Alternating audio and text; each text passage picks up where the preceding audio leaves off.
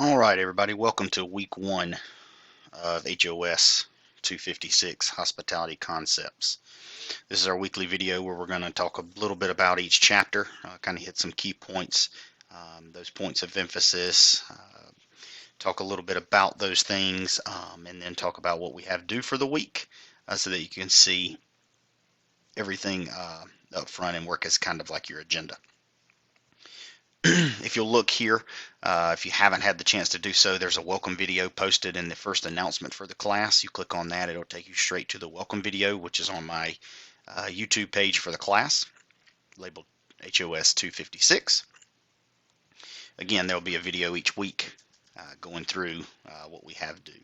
So just looking at what we have for the week, again, this is week one, reviewing the syllabus and introductions. We did the review of the syllabus and the course plan in the welcome video. Introduction-wise, we'll do that as part of our discussion board number one.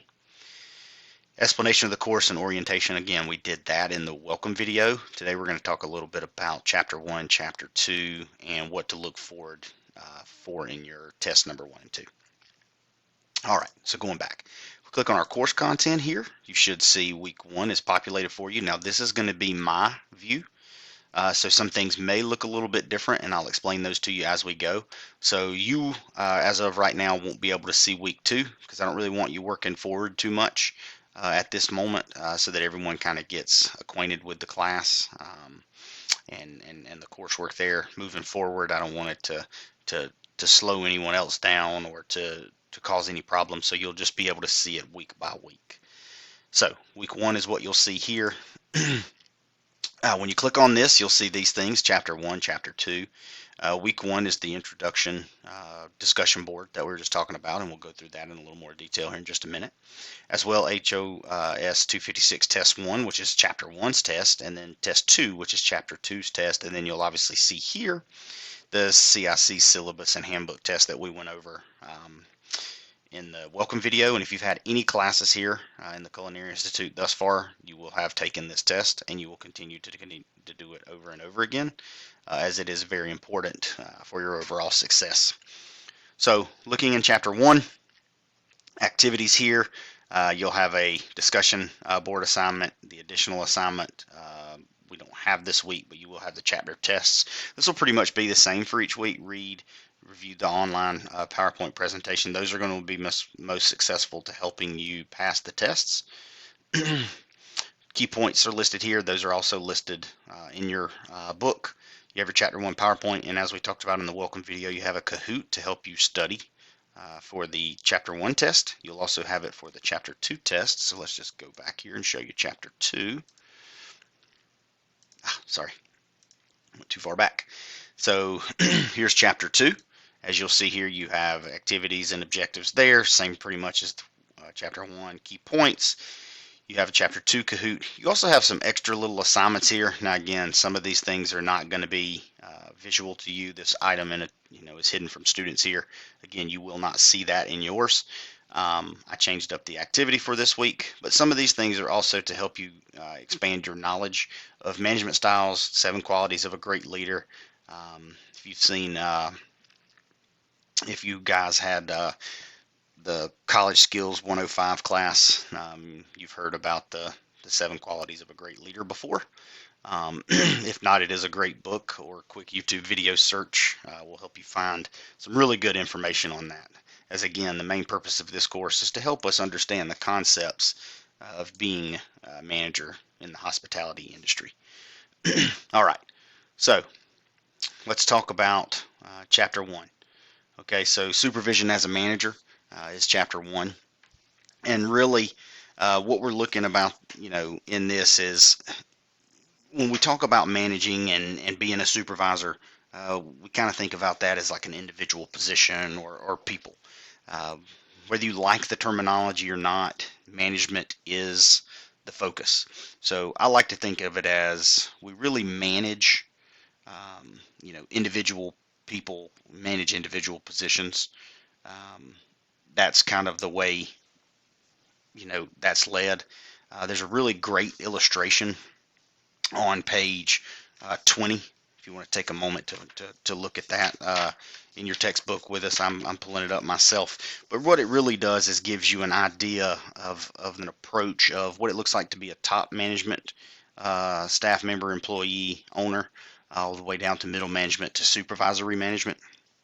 Again, I think what's important to realize in taking this class is you guys are in school to get a degree, not to be, if you're in the culinary side only, you're not here just to be a cook. If you're in the hospitality and tourism side, you're not here just to be a front desk agent. If you're in the food and beverage side, you're not here just to be a server. We're here to develop skills, knowledge, and competencies that we need to become supervisors, managers, directors, executive chef, sous chef, whatever it might be. We're here for a lot more than just the entry-level employee. If you're here and want to do those things, then that's your prerogative, but you don't necessarily need it. You don't need the education to do those types of things. But again, that illustration there I think is really good. It shows you the wide base for each three of those tiers, especially when it comes to technical skills, human skills, and conceptual skills. When we think about it from a supervisory point of view, and you're the supervisory management level, you have the technical skills to really complete each job, but you don't necessarily have the conceptual skills to know. I say you don't have the skills. You're not required to have those skills to know why everything works the way it does and what the outcome is. Now, you may work into that. You may use that as fuel to the fire per se to help you become a better, more well-rounded supervisor, but it's not necessarily what you're required to do. So the same thing goes with the top management. They're more, involved in the big picture thing, not just the day-to-day operations. They should have knowledge and that kind of thing. But as you guys know, and you've probably worked in a position before where your manager may or may not have the knowledge or the skills to complete your individual job, but that's not necessarily their job. Their job is to make sure that all the parts work together. So sometimes we see in top management better managers than we do, skilled workers that have worked their way up. No right or wrong way. We may choose to like one or the other the more, but there is no real right or wrong way to necessarily do that. For me, I like to think of myself, who has been in more of a top management position on the executive level, as someone that was more hands-on and lead by example. So not afraid to get down and park cars or take bags to rooms or clean tables or bus a bar or clean rooms, fold linens, whatever it might be. I wanted to make sure my technical skills were still sharp enough so that I knew what all went into it to make that big picture happen. But again, not for everybody and not required for everybody.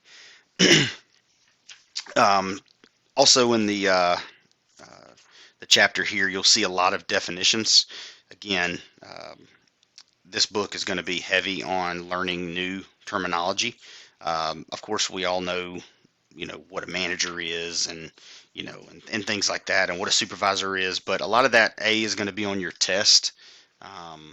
But B, it is nice just to have that refresher to know that, hey, a supervisor, based on the book, is any person who manages employees who make products and or perform. So again, that could be, in our industry, it could be someone who is, making food, being our line cook or, prep or whatever it might be, or someone who services guests on the front desk or is a hostess, anything like that. If you're a supervisor who manages one of those, then, that's kind of what you do. And I think, again, it's important to know, as a supervisor, that a lot of times we are forced to, manage individual people quite frequently. And by that, I mean, and we'll get into it more as the chapters go on, but turnover, right, in the hospitality industry is quite frequent.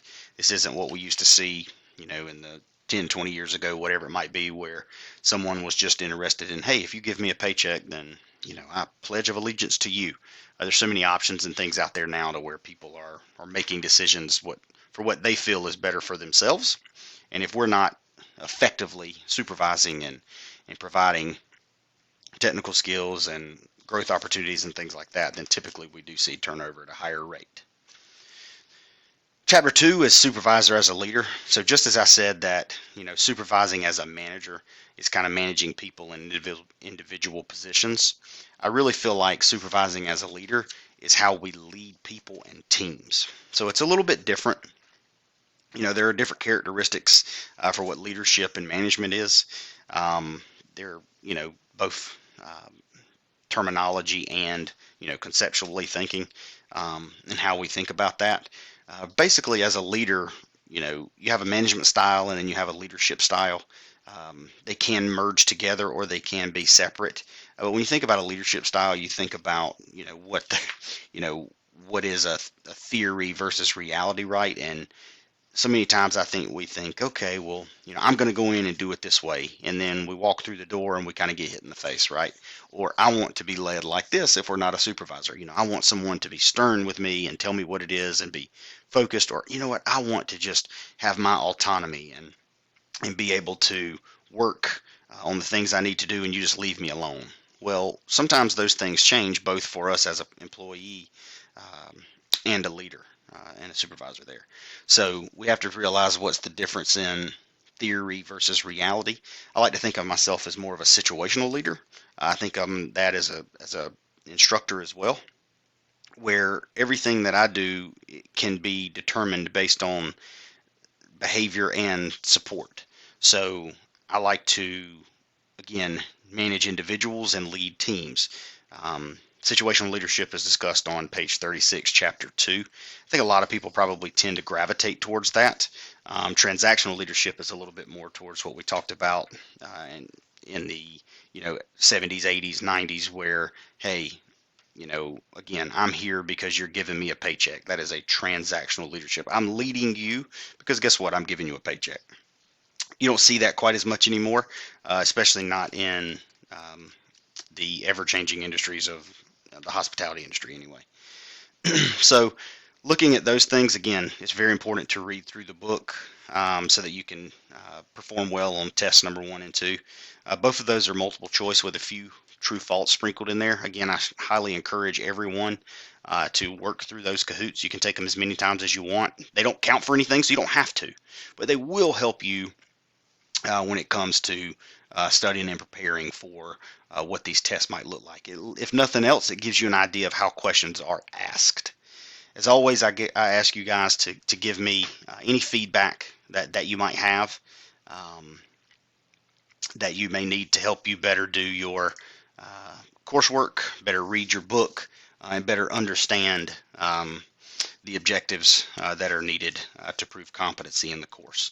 If you guys need anything at all, please do not hesitate to reach out. I look forward to, again, meeting each and every one of you through our introductions, and I hope you all have a great day.